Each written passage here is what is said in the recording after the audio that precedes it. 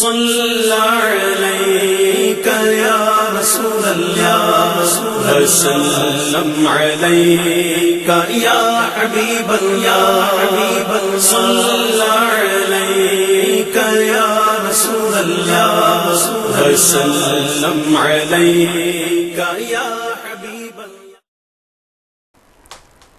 چنانچہ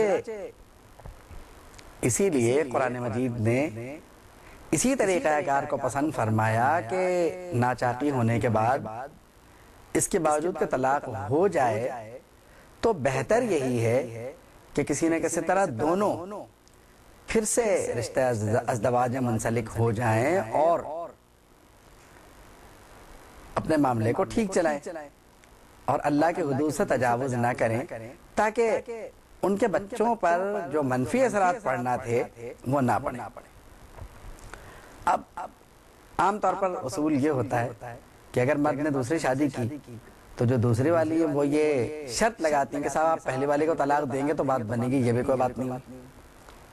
ایسا بھی اسلام میں جائز نہیں ہے، اس کے لیے منع فرمایا گیا ہے کہ ٹھیک ہے نکاح تو ہو جائے گا لیکن یہ شرط نہیں لگانی چاہیے دوسری بیوی کو۔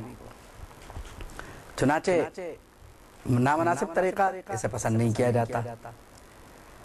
ہماری سوسائٹی پر یا معاشرے پر وہ کون سے اثرات ہیں جنہوں نے مردوں کو ایسی باتیں ماننے پر مجبور کر دیا کہ وہ ان شرائط پر بھی شادی کر لیں؟ تو جو بات اللہ اور رسول کے احکام کے خلاف ہو انہیں قطعاً کبھی نہیں ماننا چاہیے۔ قرآن نے فرمایا ذالکم ازکیٰ لکم، تمہارے لیے انتہائی ستھرا، شفاف و اطہار و انتہائی پاکیزہ طریقہ ہے، بچے بھی سمجھ جائیں گے اور سوسائٹی میں مزید دونوں پر تھو تھو ہونے سے بھی معاملہ بچ جائے گا، بلکہ عورت کا مسئلہ زیادہ خراب ہو جاتا ہے۔ اللہ فرماتا ہے واللہ یعلم وانتم لا تعلمون، اس پورے معاملے کی مصلحت کہ یہ کیوں ازکیٰ ہے، کیوں اطہر ہے اور اس نصیحت کی حکمت کیا ہے وہ اللہ جانتا ہے، تم نہیں جانتے۔ اور یہ بات اس لیے بھی مسلم ہے کہ اللہ رب العالمین خالق کائنات ہے، وہ قوانین بناتا ہے، اپنے بنائے ہوئے قوانین کی مصلحتیں وہی جانتا ہے۔ اور لازم بات ہے کہ یہ جملہ اتنا اہم ہے واللہ یعلم وانتم لا تعلمون، اللہ جانتا ہے تم نہیں جانتے۔ یعنی انسان کبھی کبھی بہت سارے معاملات میں یقینی اور بے یقینی کا شکار ہوتا ہے، تو حکم یہ ہے کہ یقین کرو، اللہ کو زیادہ پتہ ہے، تمہیں کیا پتہ، تم نہیں جانتے۔ اب آگے چل کر جو بات ارشاد فرمائی گئی وہ بہت اہم بات ہے۔ اصل میں اس سارے مسئلے میں یعنی طلاق والے مسئلے میں جو شے اگنور ہوتی ہے اور جس کو شاید فاضل سمجھا جاتا ہے، اضافی سمجھا جاتا ہے یا زیادہ سمجھا جاتا ہے کہ بھئی اگر یہ نہ ہوتا تو بہت سارے کام آسان تھے، کہ بچے ہو جانے کے بعد اگر طلاق ہو تو مسئلہ ان بچوں کا رہتا ہے کہ ان بچوں کا کیا ہوگا۔ تو اسلام ایک مکمل نظام اس لحاظ سے ہے کہ اس نے ان بچوں کا بھی خیال کیا،